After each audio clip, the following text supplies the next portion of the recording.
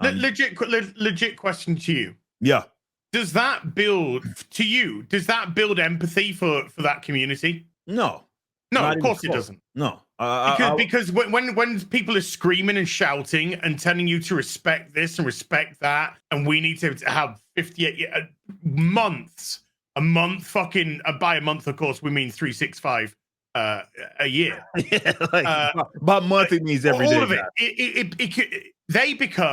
becomes obnoxious as fuck. It becomes, and ironically, it's a tiny fraction of the actual people. Yeah. The actual legitimate people. Yeah. I know gay people, they fucking hate this shit. Yeah. They absolutely 100%. Fucking abhor this shit. Mm-hmm. And they are so fucking sick and tired of it. And they tell us, they go, this is setting us back. And it is setting them back. Right. If you want to build empathy, then you have to create a situation for that empathy to mature, to actually hit home. The Witcher 3. Mm-hmm. What year did that come out? 2013, 14, 15, whatever. Let's say around about there, right? There's a very tiny little story where Geralt has to go and find a huntsman who lives outside of the village, and he needs him to help him track something down. Mm-hmm. So when Geralt goes to the huntsman, you go out into the woods and you can have a conversation, and you discover that the huntsman lives out away from everyone else because he was outed as gay. Mm-hmm. And he himself was perceived in their eyes as a monster for being gay. And when you do something like that, and you put it into a kind of a very natural situation where it goes through, because I think they were talking about monsters, and he sort of mentions being a monster, and it sort of doesn't say the actual words, it alludes to what had happened, then that sort of gives you sympathy towards that character. Been ostracized, been put out there.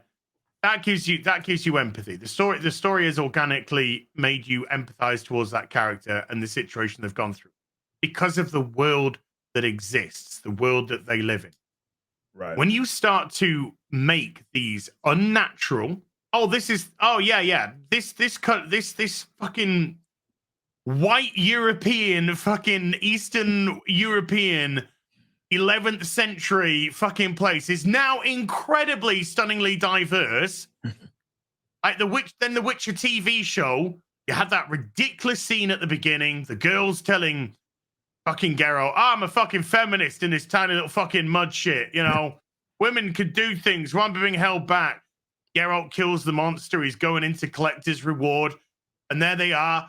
The fucking woman is giving barking orders to the barman, and the pub itself full of all kinds of different pigmentations of skin, and very open, clearly feminist guys, clearly very inclusive, with all the different pigmentations, and then Geralt comes in to hand over the head and get his reward. He's just like, we don't like your fucking sort around here, Witcher. Wait, what the fuck are you talking about? What is this? You got fucking pride flags behind your fucking bar. You've got your United States of Benetton over there, and but I come in and you're like, oh no, Witcher's a monster. It doesn't work. It doesn't sit right. Unnatural. It's because corny. You see all this fucking diversity around there, which doesn't fit it'd be exactly the same if I was in Africa. If I was in fucking Africa in 12th century, 13th century, I expected there to be fucking Chinese people in the tribes. Right. Or fucking white guys walking around. All right there? Yeah, you doing all right? Yeah? How's the fucking jungle treating you? Is it all right? Yeah. It'd be stupid. Yeah. Fucking stupid. You want to do things with black characters, right? You want to do something like that. Stop fucking inserting it into places that they wouldn't naturally be. Man. Why you can create all kinds of fantasy, all kinds of realms, everything. You're only limited by your imagination. Yeah. That's been you could create whole kingdoms, and it would be organic because of the natural environment that they're in. It makes sense that they would be in. But no. It's about supplanting history, revisionist history. That's all it's ever been. That's why the tokenization thing, and people that when I was watching a lot of the modern sort of media that was coming out, I talk about this stuff. so much. Even if you take something as simple as Little Mermaid, Mhm. there are African mythologies, right? Or based on Africa. There's mermaids based on African sort of mythology, right? And folk tales, right? It's all there, right? And instead of entertaining those, what is the cheap way that they do this? They go about this whole stupid shit. Well, we'll take what has historically been white, which I mean, you look at the Little Mermaid, not just in Disney sense, but in like the Danish fairy tale. I don't know. Sure. Danish fairy tale sounds pretty white to me. Um, it's probably very close to Norse mythology as far as white as it needs to be. This is why I took exception to. I don't care how much people like Idris Elba. I think it's fucking stupid that it's Hemdall. Like I think that was retarded. It doesn't make any sense. Like it doesn't. It just doesn't make any sort of sense.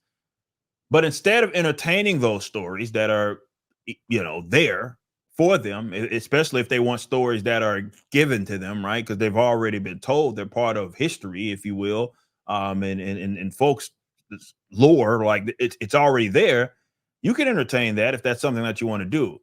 But no, instead, what we get is sometimes it's fictional, but as we've seen as of recent, sometimes it's not. It's like actual historical figures now, in their adaptations are races that historically were not around during those periods of time in that area, and that's a factual statement, right? Yeah, there's a whole generation of little black girls now that are going to grow up thinking they can swim. How fair is that, Eric? Well, I could swim like a dolphin. Me, or like the African, I guess, mythology. I can swim like Little Mermaid. Let's say that. Don't have a fin or whatever the shit is, right? But yeah, it's like it's such a gay fucking approach to entertainment. I'm sorry, I can't call it anything else. To entertainment because it's so. So someone said, yes, I can sing too. So I'm probably more. I don't know if what's a Halle Bailey. I don't know if she Something can like that. I imagine she can actually swim, right? What would that be, right? If they put her in that role and she couldn't swim, like legitimately. I don't know how the film was shot, so I'd imagine she can at least do something, right? Swim. But yeah, I can sing and swim too. But no, seriously, it's like it's so fucking gay that they approach entertainment through these cheap sort of tokenization, and it looks cheap, like what we just saw. It looks cheap. Like it's like, okay, the subway is gay. Why is the subway gay anyway? Or wherever they're going, it's a subway, right? Like wherever they're going to get to the next spot. But it's not that. But I really take too much to accept. Well, it's just stupid. It's what the fucking words say. Welcome all here. We welcome all heroes. What? Yeah, what's heroic about being a fucking gobshite demanding that in any context that is retarded going there? It's just stupid. Because the reason why, as we've been talking about this entire time, because it's only there to check a box, or maybe it's there to simply validate the opinions or ideology of the person that argued that it should be there. No. And it's like, I guess the whole point of it being there is like, hey, we want to be able to tell gay people that they can be heroes too. And it's just like the corniest way to go about that gay shit. Like being gay and heroism, they have nothing to do with each other. They have nothing to do. They have nothing to do with each other. Nothing to do whatsoever with each other. Completely irrelevant.